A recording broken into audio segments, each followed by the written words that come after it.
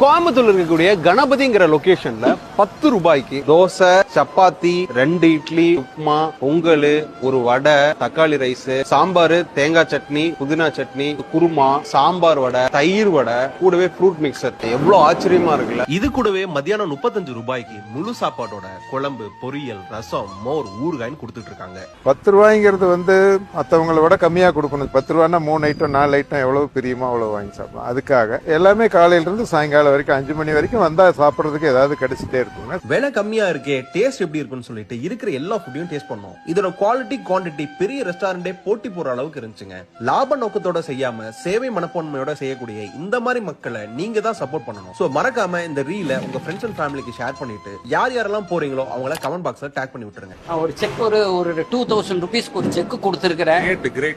சர்வீஸ்க்கும் வரேங்கிறார். வந்து பண்ணலாமே, இதுல என்ன இருக்குது.